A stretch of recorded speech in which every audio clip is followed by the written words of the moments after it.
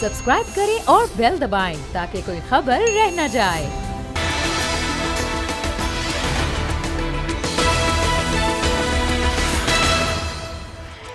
अस्सलाम वालेकुम, मैं हूं फैसल अजीज खान और आप देख रहे हैं अब बात होगी। पाकिस्तान के गिर्द दोनों जानिब कशीदगी है। हिंदुस्तान के अंदर जो सिनेरियो आप देख रहे हैं, मोदी ने एक ऐसा एनवायरनमेंट क्रिएट कर रखा है हिंदुस्तान के अंदर, बिल्कुल कॉपी है जो उसने गुजरात में किया था। गुजरात में उन्होंने जब वजीर आला बने तो क्या किया, सबसे पहले कोर्ट्स को अपने साथ शामिल किया, अदलिया के अंदर आरएसएस के लोगों को बिठाया, पुलिस के अंदर टॉप पोजीशंस के ऊपर आरएसएस के लोग लेकर आए, ब्यूरोक्रेसी के अंदर लोगों को बिठाया गया। और उसके बाद फिर क्या हुआ, जो आपने देखा कि हजारों की तादाद के अंदर मुसलमानों का कत्लेआम हुआ। सारी दुनिया ने करार दिया मोदी दहशतगर्द है। अमेरिका ने पाबंदी लगाई, यूरोप के अंदर पाबंदी लगाई गई, उनको वीजा नहीं दिया गया। सेम सिनेरियो उन्होंने आहिस्ता आहिस्ता डेवलप किया। बीजेपी के थ्रू वो वजीर आजम बने। पहले टर्म के अंदर उन्होंने क्या किया, एक आहिस्ता आहिस्ता आरएसएस के लोगों को आगे लेकर आया और दूसरे टर्म के अंदर जो 60-70% ऊंची जात के हिंदू हैं उनके जरिए इख्तिदार लिया। 2/3 मेजॉरिटी के थ्रू वो पार्लियामेंट के अंदर आ गए और सुप्रीम कोर्ट के अंदर आरएसएस माइंडेड जजेस आए, फौज के अंदर आरएसएस माइंडेड जनरल्स को लेकर आए, पुलिस के अंदर लेकर आए और यहां मीडिया, इंडिया का मीडिया खरीद लिया। एक ऐसा परसेप्शन क्रिएट किया और उसके बाद वो ऐसी चीज़ों को आगे बढ़ाने में कामयाब हुए। बाबरी मस्जिद से मुतालिक फैसला किया मोदी ने और सुप्रीम कोर्ट ने वो फैसला किया जो मुसलमानों के खिलाफ किया और हकाइक के मुनाफी था। सब ने शोर मचाया। उसके बाद शहरियत का कानून तरमीमी बिल लेकर आए, उससे पहले कश्मीर से मुतालिक कानून साजी लेकर आए और दुनिया में जिसने भी उस पर आवाज़ उठाई तो उन्होंने कहा यह हमारा इंटरनल मसला है, हमारे पार्लियामेंट ने डिस्कस किया है, हमारे प्रेसिडेंट ने डिस्कस किया है, उस पर साइन किया है और आप लोग कौन होते हैं इस पर बात करने वाले। इस वक्त हिंदुस्तान के अंदर 160 से ज़्यादा मकामात के ऊपर प्रोटेस्ट जारी हैं। जो भी प्रोटेस्ट करेगा, जो कर रहा है, उसके खिलाफ 144 के खिलाफ वर्जी के जुर्म में गिरफ्तारियां हो रही हैं, मार पीट जारी है। आपने बहुत सारे ऐसे क्लिप्स, ऐसे फुटेज देखे और देखते रहेंगे। इस सारे सिनेरियो में हिंदुस्तान की एक पिक्चर है जिसके ऊपर कोई पुश नहीं कर रहा। दूसरी जानिब ईरान और अमेरिका की जो कशीदगी है उसके मामलात हैं। ये सारे मामलात पाकिस्तान के गिर्द जारी हैं और पाकिस्तान के अंदर की जो सूरत हाल है उसमें वज़ीर आज़म, साबिक वज़ीर आज़म नवाज शरीफ साहब लंदन में हैं, साबिक सदर कराची हॉस्पिटल के अंदर है, नैब ऑर्डिनेंस आ गया है, बहुत सुकून है, स्टॉक एक्सचेंज बहुत तेज़ी से ऊपर जा रहा है, कोई परेशानी नहीं है, बिजनेस कम्युनिटी को बड़ा रिलैक्सेशन दिया गया है, आर्मी एक्ट की तरफ चीज़ें तेज़ी से बढ़ रही हैं, सब कुछ सुकून है। और एक वो वादा जो इमरान खान साहब ने वादा किया था कि मैं पाकिस्तान में तब्दीली लाऊंगा, निचले तबके को ऊपर लेकर आऊँगा, मिडिल क्लास को बहुत स्ट्रांग करूँगा, पाकिस्तान के अंदर बहुत तब्दीलियाँ आएंगी।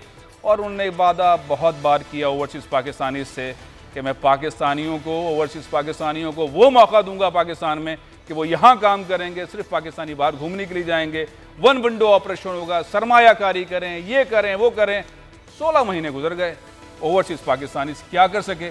दो बहुत अहम शख्सियत मेरे साथ स्टूडियो में मौजूद हैं, लेकिन इन दोनों का तारुफ करवाने के बाद मैं आपको डॉक्टर जमील फारूकी साहब मेरे साथ मौजूद हैं और अदनान सिद्दीकी साहब मेरे साथ मौजूद है, बहुत इंपॉर्टेंट पाकिस्तानी है। लेकिन इन दोनों से गुफ्तगू करने से पहले मैं इनको दिखाऊं कि इमरान खान साहब ने वज़ीर आज़म बनने के बाद ओवरसीज़ पाकिस्तानी से क्या कहा और फिर क्या कहा और क्या कहा। 3-4 क्लिप्स सुनिए, फिर हम गुफ्तगू आगे बढ़ाते हैं। इमरान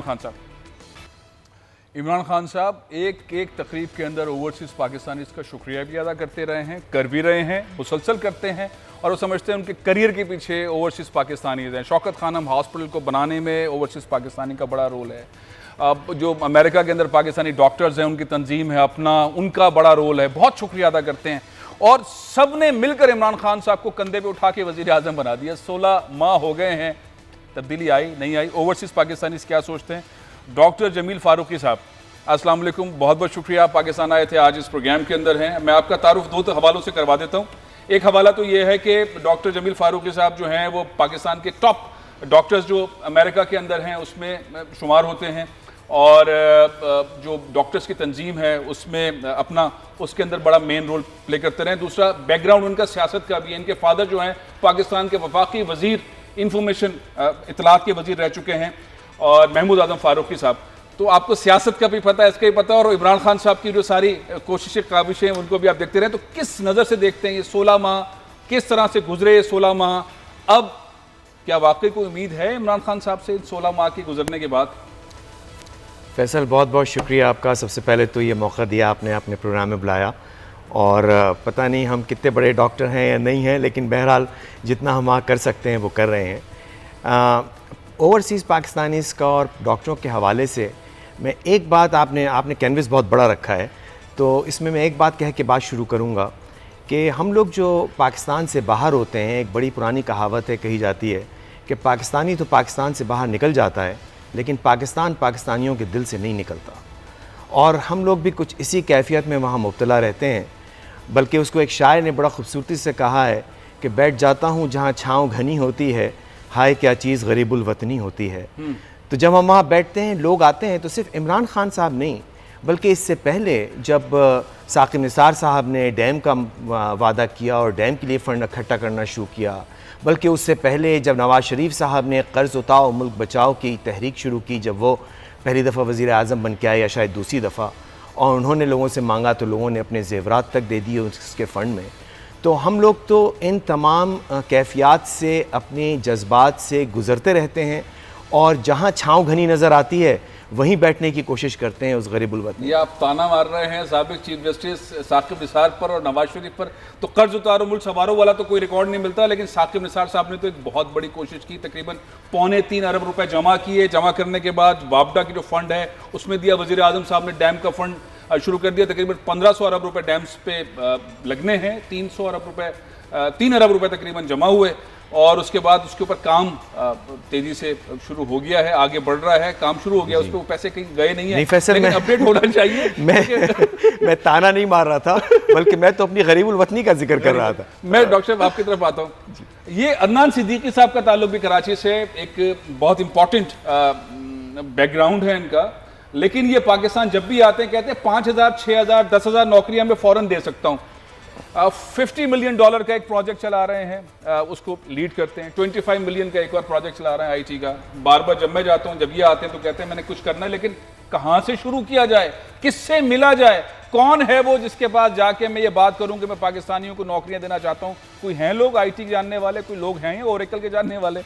तो अदनान साहब, कितनी नौकरियां और कितने $1 मिलियन का काम आप पाकिस्तान में लाने को तैयार हैं? यहाँ पे एक गूगल से भी खातून आई हैं, वो डिजिटल पाकिस्तान की बातें कर रही हैं और इमरान खान साहब उनको सुन रहे हैं, लेकिन आप जो इतनी नौकरियों की बातें करते हैं वो कैसे देंगे?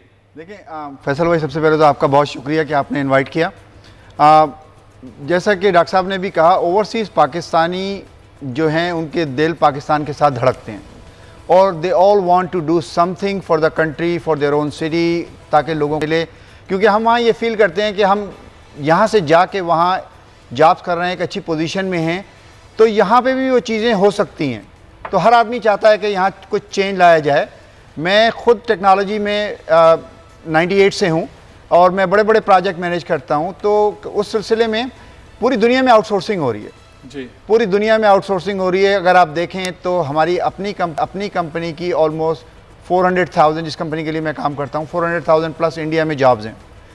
उसके अलावा उनकी आउटसोर्स सेंटर जो हैं, ये एक कंपनी की बता रहा हूँ मैं आपको, चाइना, मलेशिया, डिफरेंट कंट्रीज में आउटसोर्सिंग नहीं करते आप अगर इतना बड़ा प्रोजेक्ट लीड कर रहे हैं तो पाकिस्तान में प्रॉब्लम क्या है? इंडिया को जॉब्स दे रहे हैं, मलेशिया को दे रहे हैं, पाकिस्तान को क्यों नहीं देते आप? पाकिस्तान में सबसे पहली चीज़ तो एक ये है कि जैसा कि प्राइम मिनिस्टर साहब ने कहा कि वन विंडो ऑपरेशन, तो मैं आपको एक छोटी सी एग्जांपल देता हूँ। मेरा एक दोस्त है, उसका एक छोटा सा बिजनेस है, उसने कुछ लोगों को हायर करना था, 8-10 लोगों की उसकी टीम थी।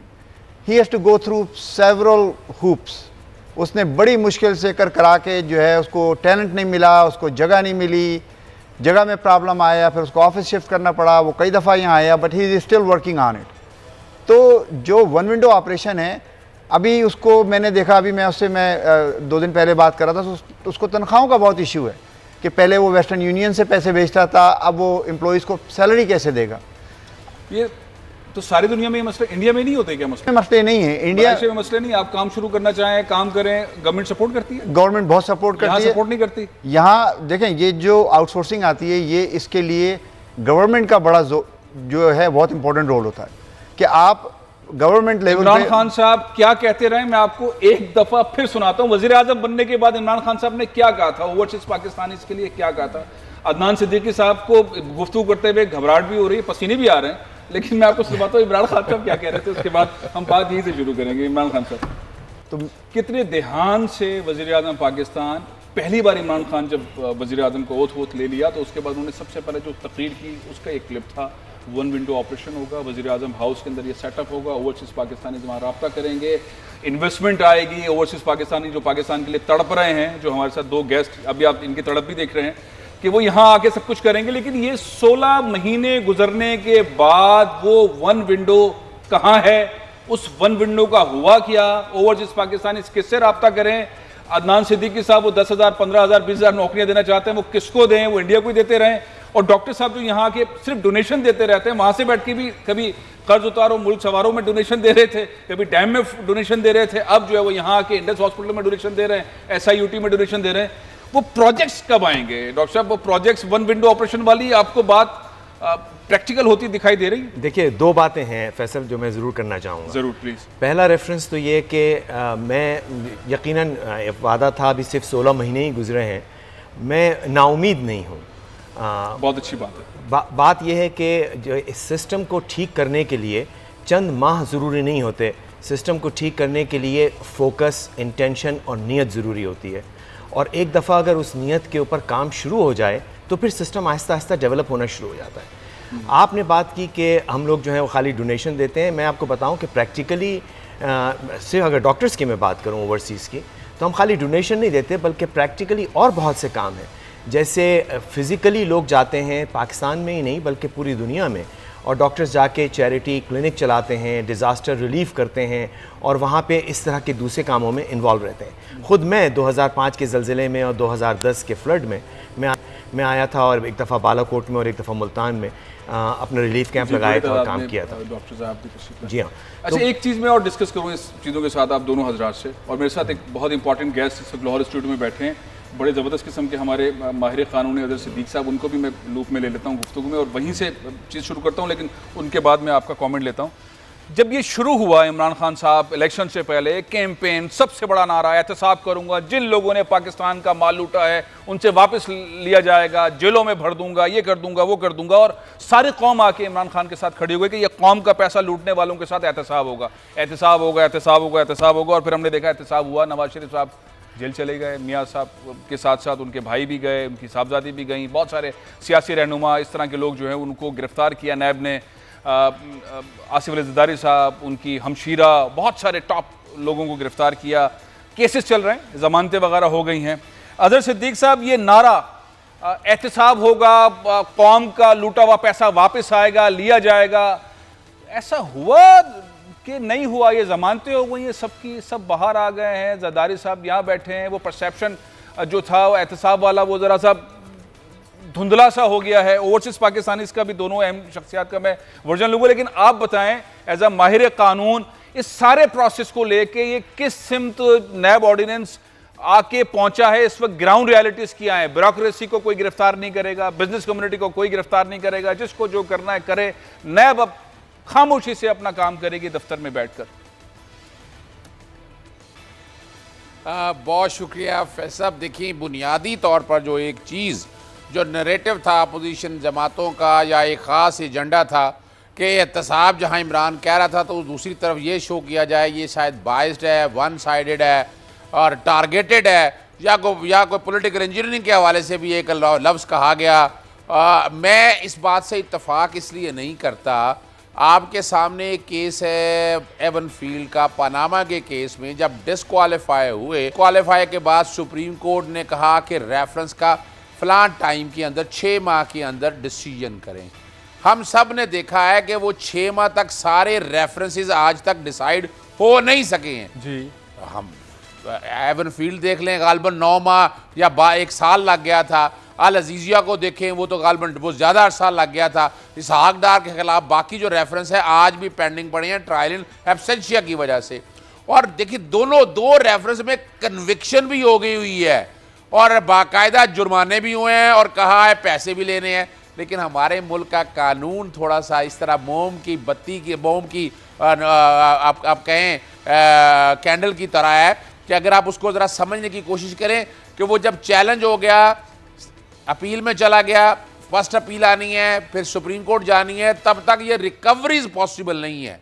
ये मिसकंसेप्शन है, मिसनॉमर है। हमें कहा जाता है कि फौरी तौर पर पैसों की, या तो आप शाह सलमान वाला मॉडल ले आए कि पैसे सामने रखें। यहाँ एक प्ली बार्गेन का तरीकाकार मौजूद था, लेकिन वो इतना कंट्रोवर्शियल चीज़ों को बना दिया गया कि कौम को उलझा दिया गया कि एहतसाब बिल्कुल ठीक। मैं तो पहली दफ़ा एहतसाब देख रहा हूँ कि जो रूलिंग पार्टी है उनके अपने दौर में उनका एहतसाब हो रहा है। आज तक तारीख में ऐसा कभी नहीं हुआ। फिर हम सबके एतराज़ात रहे कि ये वन साइडेड है। वन साइडेड तो तब की बात है जब आप एक टेन्योर गुजार दे। मिसाल के तौर पर केबीके में जितना भी एहतसाब हो रहा है वो अपनी जगह पर है, लेकिन केबीके और बाकी सूबों में थोड़ा सा फ़र्क है।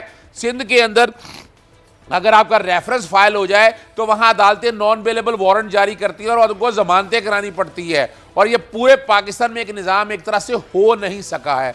अब जो चीज़ें कंट्रोवर्सीज इतनी आ गई हैं कि गवर्नमेंट को तो ये एहतसाब का नारा लगा के छोड़ना चाहिए था नैब के ऊपर, और वो अपना काम कर रही है। लेकिन अब जो एक दूसरा शराब आया है इसमें कोई शक नहीं, एक अच्छी कोशिश की थी बिजनेसमैन को रिलीफ देने के हवाले से, लेकिन साथ पब्लिक ऑफिस होल्डर को इतना एडवांटेज दे दिया गया है इसके अंदर। तब हर सियासी जमात के लीडर ने पब्लिक ऑफिस होल्डर या ब्यूरोक्रेसी साथ मिलेगी तो काम होता है ना, उसके अलावा तो काम नहीं होता। और आपने इतने सख्त टेस्ट रख दिए हैं उसके अंदर कि बाकायदा आपका वो ट्रेल होना चाहिए। फिर प्रॉपर्टीज़ की वैल्यूएशन के हवाले हमको पता है कि हर प्रॉपर्टीज़ कौन सही डिक्लेयर करता है। तो ये इस ऑर्डिनेंस के जरिए जो एक एडवांटेज देने की कोशिश की और ब्यूरोक्रेसी भी वो कामयाब हो गई। बुनियादी तौर पर वजह ये थी कि फवाद हसन फवाद, अजहर सिद्दीकी साहब, मैं एक वक्फा ले रहा हूँ। वक्फे के बाद हम बात करेंगे ओवरसीज़ पाकिस्तानीज़ जो आके इमरान खान साहब के साथ अहम तरीन पॉइंट पर खड़े हुए, पैसे भेजे, खड़े हुए, आए यहाँ पे छुट्टियाँ लेके पाकिस्तान में उन्होंने वोट डाले पीटीआई को, इमरान खान को कामयाब करवाया। वो एक नारा था, लूटा हुआ पैसा कौम का वापस लाया जाएगा। वो पैसा वापस लाने में इतनी कानून साजी, इतने घपेले, कभी ऑर्डिनेंस, कभी ये मामला, कभी ये अंदर, कभी ये बाहर, ये ज़मानत फलाना, कौम को टोटल पैसे कितने मिले ये मैं आपको बताऊंगा ब्रेक के बाद। और अब क्या होने जा रहा है, और सबसे इंपॉर्टेंट ओवरसीज़ पाकिस्तानी सारे मरहले से मुतमईन है कि नहीं, इस वक्फे के बाद।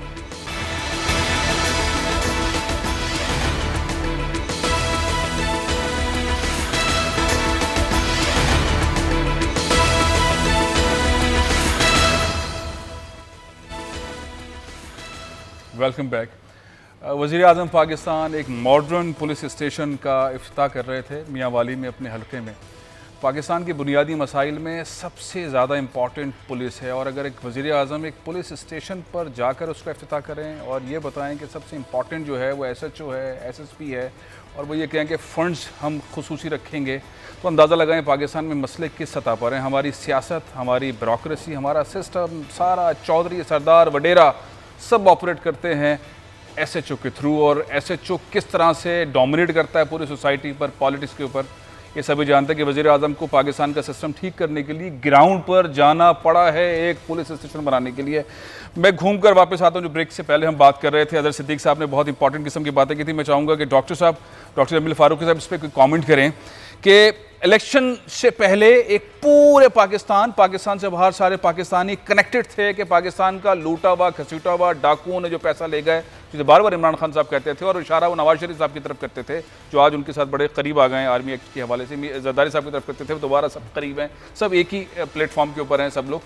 तो वो लूटा हुआ पैसा जो ले लिया गया, आप इससे मुतमईन हैं? मैं छोटा सा बैकग्राउंड आपको बताऊँ कि जो पाकिस्तान में एहतसाब का इदारा है, नैब का इदारा, वो जो अदालतें हैं पाकिस्तान में, वो 25 अदालतें हैं टोटल पाकिस्तान के अंदर जो नैब के अंदर लोग काम करते हैं। जो रेफरेंसेज इस वक्त रजिस्टर्ड हैं उनकी तादाद 1210 है। इन 22 महीनों के अंदर जो हमारे चेयरमैन नैब हैं जस्टिस जावेद इकबाल साहब, उन्होंने जो टोटल पैसा कौमी खजाने में शामिल करवाया है उसकी मालियत 73 अरब रुपए है। 73 अरब रुपए, ये बहुत सारा पैसा कैसे वापस लेंगे? इमरान खान साहब की 16 माह की काबिशें, कोशिशें, मेहनत, ओवरसीज़ पाकिस्तानी मुतमईन? नहीं, देखिए, जहाँ तक इस बात का सवाल है कि कितना पैसा वापस आया है, वो तो आपने नंबर खुद बता दिया, और इस नंबर से तो कोई भी मुतमईन नहीं हो सकता। जो इत्मीनान की बात है, जो मुझे इत्मीनान देती है, या मेरे जैसे बहुत सारे दूसरे ओवरसीज़ पाकिस्तानीज़ को, कि कम से कम इस मौजू पे अब बात हो रही है।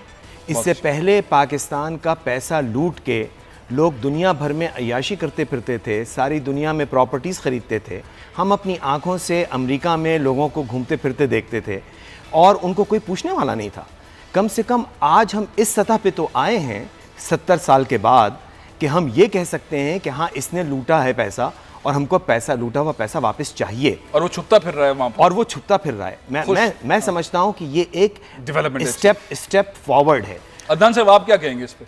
ये इमरान खान साहब की कोशिशें, मदीने की रियासत की डेवलपमेंट की तरफ पहला कदम, पैसे वापस लेना, और सबसे बड़ा शहर जो पाकिस्तान का है कराची, जिसको आप दोनों यहीं से ताल्लुक़ रखते हैं, उस पर भी मैं चाहूँगा थोड़ा सा बात करें कि 70% रेवेन्यू क्रिएट करता है वफाक के लिए, 90% रेवेन्यू क्रिएट करता है सिंध के लिए।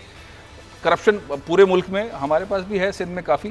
तो ये जो साइकिल है नैब वाली, एहतसाब के ज़रिए पैसा वापस लेने की, इससे इत्मीनान है। और डेवलपमेंट जो पाकिस्तान में होनी चाहिए, इमरान खान साहब का फोकस कराची की साइड पर उतना है जितना ज़रूरत है? मैं इसको दो हिस्सों में बताऊंगा। एक तो जैसा कि डॉक्टर साहब ने कहा कि एटलीस्ट चीज़ें स्टार्ट हुई, चीज़ें शुरू हुई। बड़ी अच्छी बात है कि एहतसाब का नारा लगा और कुछ देखता नज़र आया। लेकिन जहाँ तक आप कहेंगे कि मुतमईन है, तो मैं नहीं समझता कि मैं इन नंबरों से मैं सेटिस्फाइड हूँ। ज़्यादा पैसे वापस लेने चाहिए, बहुत ज़्यादा। जो जिस तरह से सुनने में आ रहा था कि पाकिस्तान का कर्जा उतर जाएगा, इतना पैसा आएगा, लोग बाहर से नौकरियां करने आएंगे, तो वो कुछ नज़र नहीं आ रहा। और जहाँ तक आपने शहर का जिक्र किया, तो जब भी मैं आता हूँ तो मुझे शहर पहले से बदतर हालत में नज़र आता है। कराची स्पेशली, पूरे पाकिस्तान का यही हाल है सिवाय पंजाब के चंद शहरों अच्छा, में। मैं जाता नहीं हूँ वहाँ पे, तो मैं यहीं आता हूँ, तो कराची का बहुत बुरा हाल है। तो अभी प्राइम मिनिस्टर साहब ने जो ऐलान किया था, मेरे ख्याल है लास्ट ईयर के 162 अरब रुपए तकरीबन के वो कराची को देंगे। मेरा ख्याल है उसमें से कराची को 1 रुपया भी नहीं मिला। खान साहब ने कहा, लेकिन नहीं मिले। तो उस सूरत हाल में अब जब मैं देखता हूँ कि अगर आप सड़क पे सफ़र करें तो 5-10 की स्पीड से ज़्यादा आप सफ़र नहीं कर सकते। जिन सड़कों को पाकिस्तान बनने के बाद बनाया गया था, और वो सड़कें 50 साल तक चली, यानी कि उस वक्त के लोगों का विजन इतना अच्छा था कि उन्होंने उसको इतना मैनेज किया कि 50 साल तक ये सड़कें चल गईं। लेकिन आज वो सड़कें ऑलमोस्ट वही उतनी की उतनी हैं। आप सदर में चले जाएं, जामा क्लात देख, डेवलपमेंट उस तरह की नहीं हुई। डेवलपमेंट नहीं हुई। पहले आपको, लेकिन टैक्स तो दे रहे हैं, सबके सब ज़्यादा टैक्स देते हैं, सब कुछ होता है। मैं अदर सिद्दीक साहब से इस पे लेता हूँ कि वो सारी चीज़ों पे बड़ा नज़र रखते हैं। कराची भी आते हैं, यहाँ भी कोर्ट पे पेश होते हैं, लाहौर पे भी होते हैं, इस्लामाबाद में भी होते हैं, बड़े मुतहर्रिक हैं और बड़े ईमानदारी से हर चीज़ के ऊपर अपना कॉमेंट देते हैं। अदर सिद्दीक साहब, ये लूटा हुआ पैसा तो आया नहीं, जो 73 अरब रुपए, उससे मसला हल हो नहीं रहा। नैब बढ़ती जा रही है, लेकिन फोर्सेस, उसकी टीम बढ़ती जा रही है, ऑर्डिनेंस के अंदर उसकी पावर्स कम हो गई हैं। ये पैसे कैसे मिलेंगे? इन लोगों से पैसे कैसे लेंगे? तोहफों की सूरत में पैसे तो नहीं आ रहे हमारे, वो वाले पैसे कि इनसे छोड़ो, कोई शहजादा आएगा वो $200 मिलियन दे जाएगा, दुबई का कोई फ्लैट जो है वो उसके पैसे ऐसे करके आ जाएंगे। कोई तरीका दूसरा तो नहीं है पैसे रिसीव करने का? अदर सिद्दीक साहब, देखिए, मैं नाउमीदी की बात इस कॉन्टेक्स्ट में नहीं करना चाहता। 150 अरब के करीब रकम है। और एक चीज़ हम और क्यों भूल जाते हैं, मेरे क्लाइंट हैं, मेरे मौक्किल हैं बैरिया टाउन वाले, लेकिन 460 अरब की रकम एक देनी है उन्होंने। और ये क्यों हुआ? ये हमारे सुप्रीम कोर्ट की वजह से और नैब की वजह से हुआ। और ये मलिक साहब का बड़ा दिल है, मैं उस कॉन्टेक्स्ट में नहीं जाता। पिछले दिनों आपने देखा कि वन हाइड पार्क के हवाले से हम हर एक ने देखा, तकरीबन कोई 38 बिलियन के करीब वो रकम है। जहाँ तक फेक अकाउंट के केसेस के हवाले से कई चीज़ें हैं, अमाउंट्स अभी आ रही हैं। सवाल ये है कि ये इनको पकड़ना बहुत मुश्किल काम है। इसीलिए ये सारे अब कोशिश किसी ना किसी तरह से लगे हुए हैं कि नैब के कानून को इस ट्रुथलेस बना दिया जाए, नैब कुछ कर ना सके। लेकिन याद रखिएगा, 2-3 अच्छी डेवलपमेंट हैं और one must appreciate Imran Khan साहब या उनकी टीम के हवाले से जो उन्होंने बार MLAs वगैरह किए। आज अगर नेशनल क्राइम एजेंसी है, UK से अगर पैसा लेने की बातें हो रही हैं, या दुबई के हवाले से बातें हो रही हैं, या स्विट्ज़रलैंड के हवाले से जो बातें हो रही हैं, जो पैसा आना है, ये पॉजिटिव स्टेप है। लेकिन हमें स्टेट्समैनशिप चाहिए, हमें वो आदमी चाहिए जिसको पाकिस्तान से प्यार हो, जो नेशनलिस्ट सोच रखता हो। ये सियासी जमातों के नहीं, हर कोई सियासी जमात में बैठा अपने लीडर को बचा। आप देखें ना, कोई मानने के लिए तैयार नहीं है कि इमरान खान यानी PMLN के अंदर केवल एवरफील्ड का, अल अजीजिया का, हालांकि सब कुछ हर चीज़ सामने है।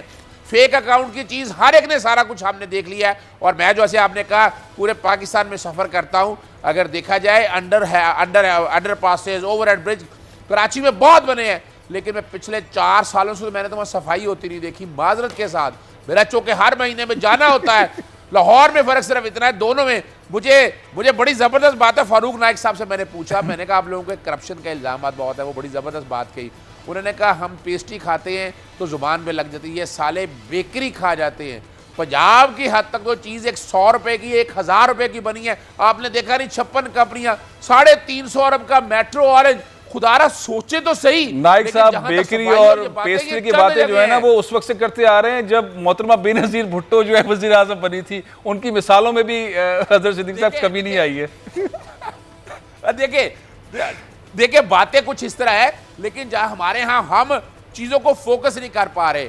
देखिए महंगाई का इशू दे ले, ये डेवलपमेंट का देख ले, ये सूबाई मामला है, वो हर एक पर उठा लिया है और इमरान खान के पीछे पड़ गए हैं। भाई सिंध के अंदर तो गवर्नमेंट पीपल्स पार्टी की है, क्या वहाँ एड्स नहीं है, क्या कुत्ते से मर नहीं रहे हैं, क्या डेवलपमेंट वहाँ जो उन्होंने करनी थी वो हो रही है, हर एक को पता है। और हर ऐसा इशू नहीं है। पंजाब के अंदर जो इन्होंने किया वो नाम का काम किया, 56 कंपनियों से करप्शन के इतने दरवाजे खोल दिए। देखिए अगर आप 5 अज़हर सिद्दीकी साहब आपने बहुत इंपॉर्टेंट बात छेड़ दी है कि पाकिस्तान पीपल्स पार्टी की हुकूमत है सिंध में, इसमें इमरान खान साहब क्या करें।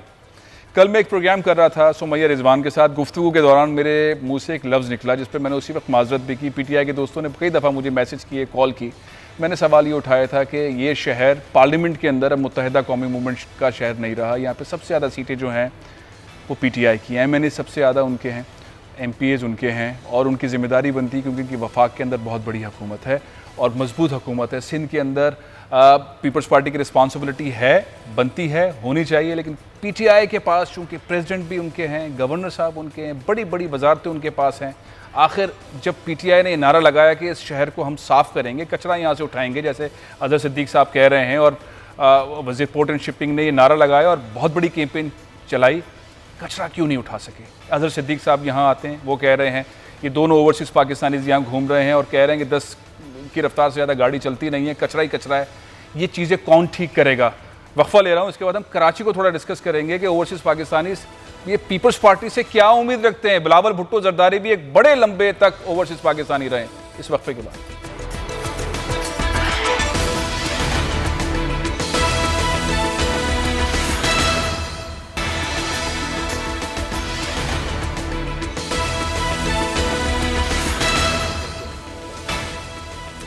Welcome back. पाकिस्तान में हो क्या रहा है, हम गुफ्तगू कर रहे थे कराची की। बार बार बात आती है कि कराची में डेवलपमेंट क्यों नहीं हो पाती जब पाकिस्तान पीपल्स पार्टी की हुकूमत है और 12 साल से हुकूमत है, उसे कोई प्रॉब्लम कभी भी नहीं रहा। पीटीआई की बहुत ज़्यादा सीट्स हैं कराची के अंदर, वफाक में उसकी हुकूमत है, वो क्यों नहीं कर पा रही है। MQM की बल्दियाती मेयर उनके पास है, वो क्यों नहीं कर पा रहे। कचरा नहीं उठता है, अभी अज़हर सिद्दीकी साहब कह रहे थे, डॉक्टर साहब कह रहे हैं, अदनान साहब कह रहे हैं, मुसलसल ये बातें कराची से मुतालिक हो रही, लेकिन इसकी तरफ आगे क्यों नहीं बढ़ा जाता। पाकिस्तान पीपल्स पार्टी ने एक नारा लगाया, कहा कराची का कचरा हम उठाएंगे। वज़ीर आला ने कैंपेन लॉन्च की, नासिर शाह साहब ने उसको लीड किया, कचरा नहीं उठा। मोहतरम जनाब पीटीआई ने वज़ीर आज़म पाकिस्तान के साथ एक लंबी मीटिंग की, पीटीआई के MNAs MPAs और अली ज़ैदी साहब ने कहा कि कचरा मैं उठाऊंगा और हमारी मिनिस्ट्री उठाएगी, कचरा नहीं उठा सके। MQM ने 1 दफ़ा नहीं 6 दफ़ा 8 दफ़ा कैंपेन लॉन्च की, कचरा नहीं उठा। कराची का कचरा नहीं उठाया पा रहा, कौन आएगा कराची का कचरा उठाने के लिए। ओवरसीज़ पाकिस्तानी ये कोई काम कर सकते हैं इस बात उठाने के लिए। फैसल मेरी पूरी ज़िंदगी कराची में गुजरी, हम बाद में निकले यहाँ से। मेरे वालिद जैसे आपने जिक्र भी किया, वो कराची के MNA रहे, फिर इंफॉर्मेशन मिनिस्टर रहे, हम लोग इन्वॉल्व रहे कराची की सियासत में। जी। कराची की प्रॉब्लम ये है कि कराची लावारिस है इस वक्त, कोई कराची को ओन करने के लिए तैयार नहीं है। एक MQM की ओनरशिप थी, वो चली गई। पीपल्स पार्टी की ओनरशिप लाड़काना तक महदूद है। PTI ने इस वक्त सबसे ज़्यादा कराची से वोट लिए हैं और कराची का कूड़ा उठाने के लिए तैयार नहीं है। तो कराची में हर एक ने अपनी लॉन्ड्री सड़क पे साफ़ कर दी है, लेकिन सड़क साफ़ करने के लिए कोई तैयार नहीं। ओहो, आप क्या कहेंगे अदनान साहब? बिल्कुल, इस वक्त कराची की आबादी बेइंतहा बढ़ रही है।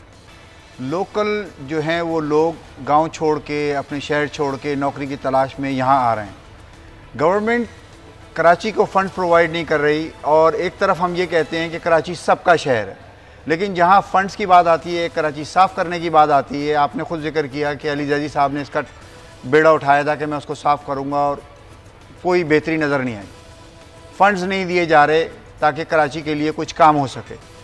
आप भी ओनरशिप की बात कर रहे हैं। बिल्कुल ओनरशिप की मैं बात कर टॉपिक चेंज करता हूँ, हमारे पास चंद मिनट बाकी हैं। अदर सिद्दीक साहब, मैं चाहूंगा कि एक छोटा सा कमेंट करें, कराची कैसे ठीक होगा, उसके बाद में 2 मिनट मेरे पास बाकी है। कराची कैसे ठीक होगा आपकी नजर में, अदर सिद्दीक साहब?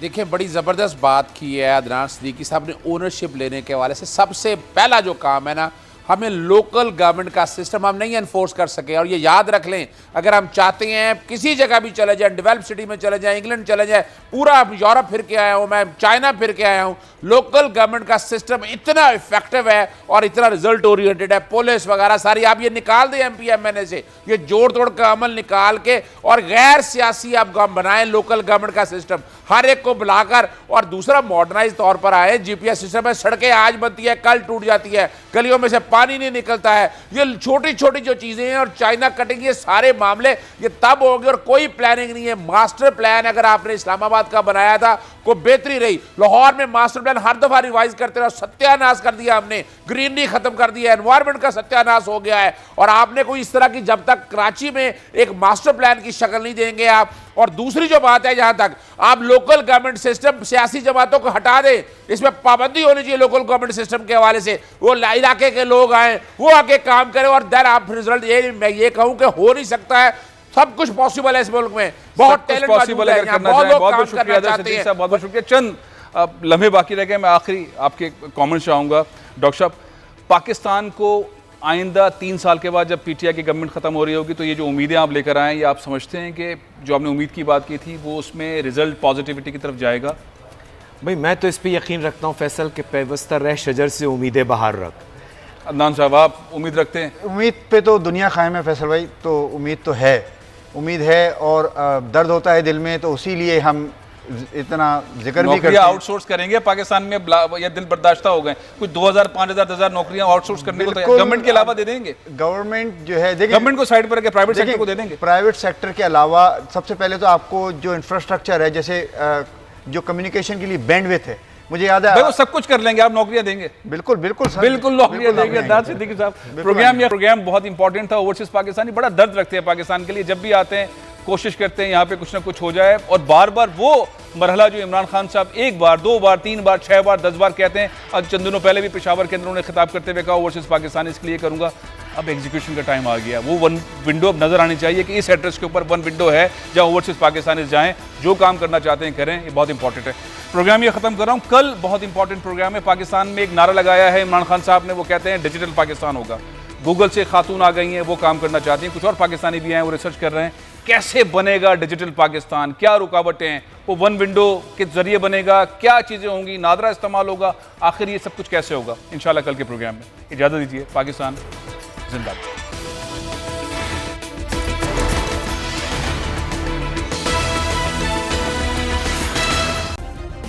सब्सक्राइब करें और बेल दबाएं ताकि कोई खबर रह न जाए।